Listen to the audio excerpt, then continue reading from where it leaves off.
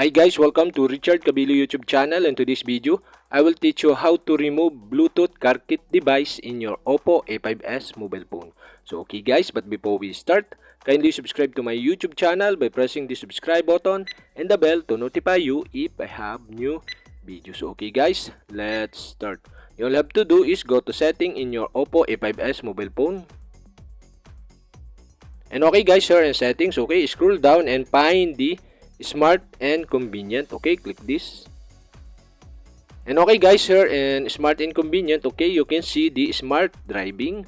Okay, click smart driving. And okay guys, here in smart driving, okay, you can see the Bluetooth car kit. Okay, you'll have to do is click Bluetooth car kit.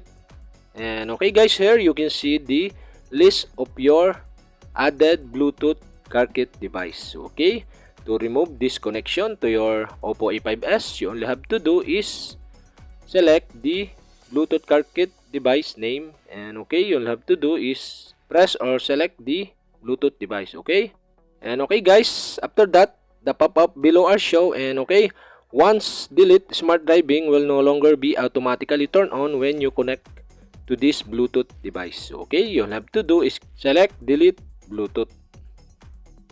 And okay guys, we have successfully removed the Bluetooth car kit device connected to your Oppo A5s mobile phone. So okay guys, that's it. And okay guys, if you have a question, kindly comment below. And don't forget to hit the subscribe button and the bell to notify you if I have new videos. So okay guys, thank you for watching.